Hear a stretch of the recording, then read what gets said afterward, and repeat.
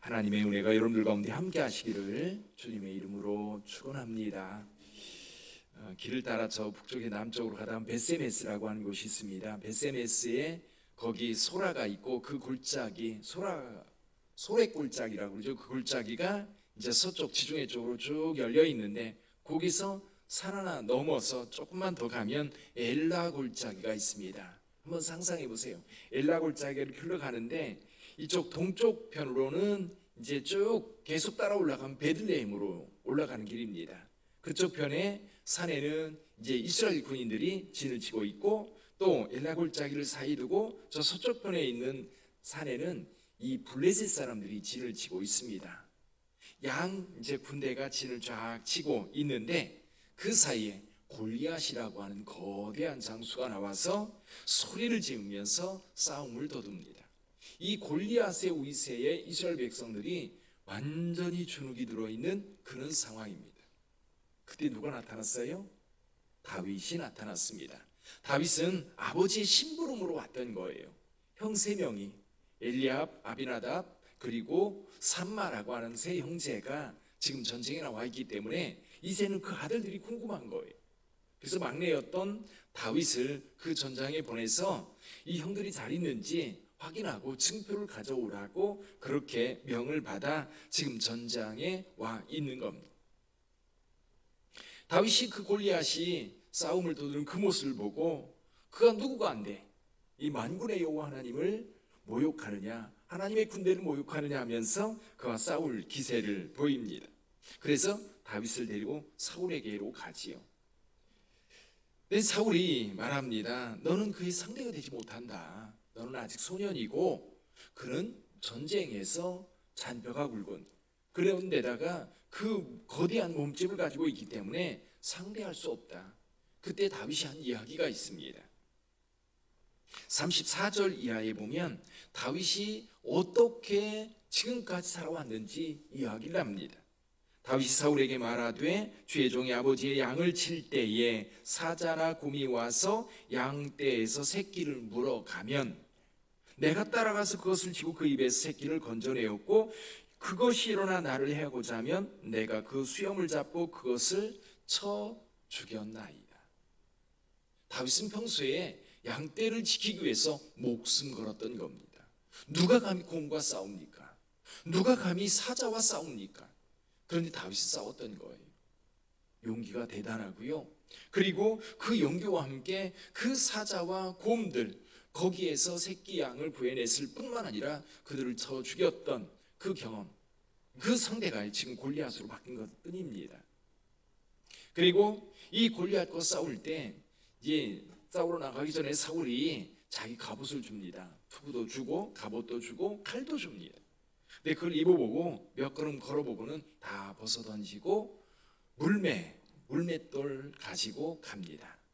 물매는 줄에 우리 같으면 새총, 근데 이걸 좀 크게 줄이 있고 가죽이 이렇게 묶여가지고 이렇게 길쭉해가지고 길이 한 이 정도 될 겁니다. 그걸 돌려서 이제 돌을 던지는 건데 요즘에도 팔레스타인 그 아이들이 그 이스라엘 군인들에게 돌을 던질 때 그걸 가지고 던집니다. 요즘도 그래요. 요즘도 그걸 쓰고 있거든요.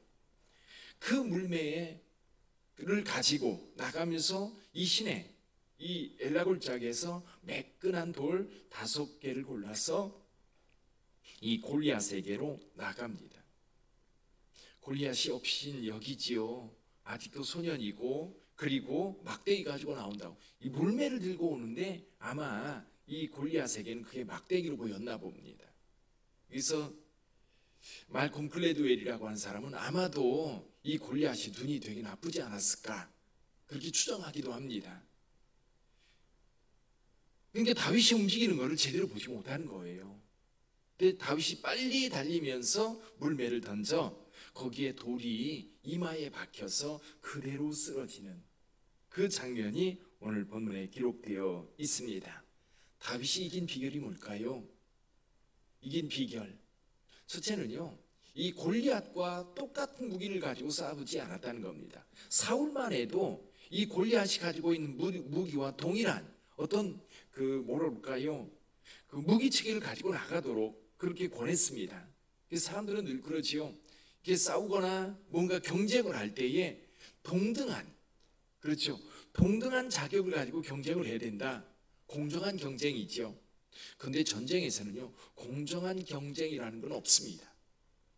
그렇죠?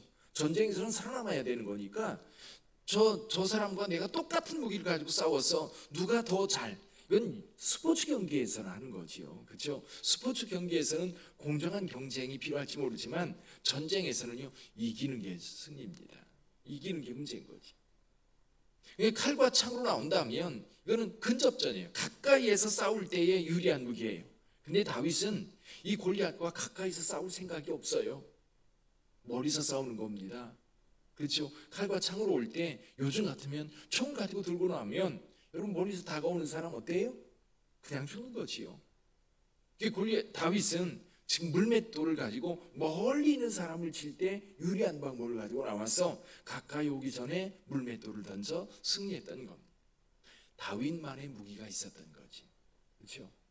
또 한 가지는 다윗은 일상이 훈련이었던 겁니다. 그래서 저와 여러분들이 신앙생활 할 때에도 그런 것 같아요. 신앙생활뿐만 아니라 사회에서 살아갈 때 내게 익숙한 그것이 나를 살려요. 내게 익숙한, 내가 평소에 하는 것, 내가 평소에 집중하고 그리고 그 일에 몰두해서 그 일을 이루어갈 때 그것이 평생 나를 살립니다. 그리고 그게 주변 사람들에게도 유익해요. 그러니까 이거 했다 저거 했다 재주는 많아도 한 곳에 집중하지 못하면요, 옛날에도 그랬잖아요. 돈벌이가 간 곳이 없는 겁니다. 집중할 때. 이걸 몰입이라고 하는, 그 전념이라고 하는 책을 쓴 분이 그런 얘기를 해요. 어느 한쪽에 전념할 때에 그것이 우리로 살게 하는 거지. 이게 다윗 같은 경우는 전쟁에 나왔을 때 다윗의 일생을 보면 그건 전혀 이상한 게 아닙니다. 다른 사람들이, 우리 사울이 볼 때, 골리앗이 볼 때, 아니면 다른 사람들이 볼 때에는 다윗이 전쟁에 참여한 적도 없고 여기 처음 나왔고 그렇기 때문에 골리앗과 싸울 수 없다. 그런데 다윗은 자신 있었던 겁니다. 왜 자신 있어요? 곰과 사자와 늘 싸웠거든요. 거기서 이겼거든요. 대상이 좀 바뀐 것뿐입니다. 그러니까 일상 속에서 늘 적극적인 삶을 살았던 다윗은 대상이 바뀐 것뿐이지 충분히 골리앗도 물리칠 수 있을 거라고 다윗은 확신하고 있었던 거예요. 세 번째는 뭐예요? 믿음입니다. 믿음. 여러분, 아무리 능력이 갖추어져 있어도요, 믿음이 없으면 안 됩니다. 가끔 스포츠 선수들 가운데에도 굉장히 탁월한 능력이 있는 사람들이 있어요. 근데요, 그 탁월한 능력이 있지만 거기에서 고달픈 훈련이라든지 이런 것을 견디어내지 못하는 사람들도 많습니다.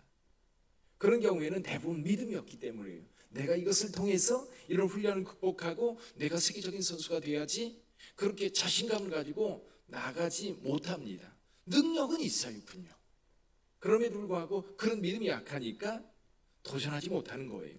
그리고 그 도전이 결과물을 만들어내는데 믿음이 없으니까 도전하지 못하는 거죠.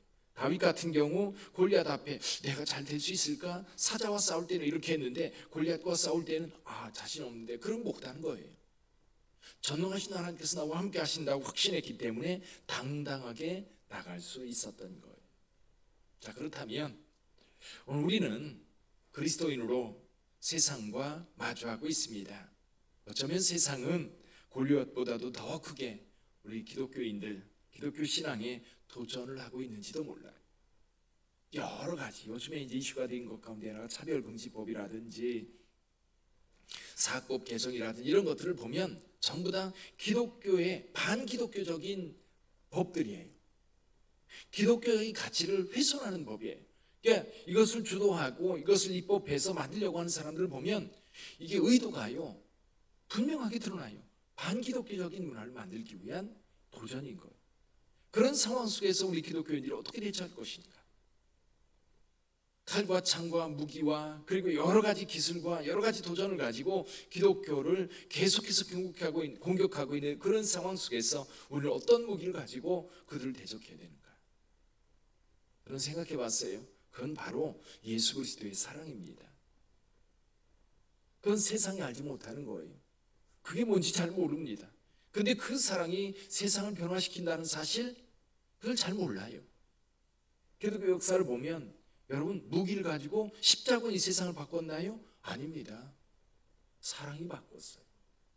온전한 사랑으로 희생하고 헌신할 때에 여러분, 가정이 바뀌고요, 사람이 바뀌고요, 나라가 바뀌고요, 그리고 역사가 바뀝니다. 그것이 교회 안에서요 실천되어져야 돼요. 교회 안에서 사랑하고 섬기고 이런 것들이 훈련되어져야 돼요. 그래야 세상에 나갈 때에 우리가 교회 안에서 예수 그리스도의 사랑을 배우고 훈련한 그것을 가지고 세상에 나가면 그것을 실천할 수가 있어요. 그래서 훈련받아야 돼요. 그래서 여러분의 가정에서도 그 사랑을 실천할 수 있어야 됩니다. 그리고 마지막으로 담대한 믿음을 가지고 나갈 때 여러분, 세상에서 주눅들지 않고 당당하게 승리하게 되는 줄 믿습니다. 오늘 다윗의 승리, 골리앗과 싸워서 이겼는데 하나님, 저도 제가 싸워야 될 골리앗이 뭔지 분명히 보고 하나님을 믿는 믿음으로 승리하게 하여 주옵소서. 오늘 현실, 지금 여러분들이 처하고 있는 현실 속에 골리앗이 따로 있을 거예요. 그것이 돈이 될 수도 있고, 그것이 건강이 될 수도 있고, 그것이 직장이 될 수도 있고, 그것이 여러분의 삶에 어떤 어려움일 수 있어요. 그러나 여러분, 우리 하나님께서 함께 하십니다. 당당하게 맞서서 오늘 승리할 수 있기를 주님의 이름으로 축복합니다. 기도하겠습니다.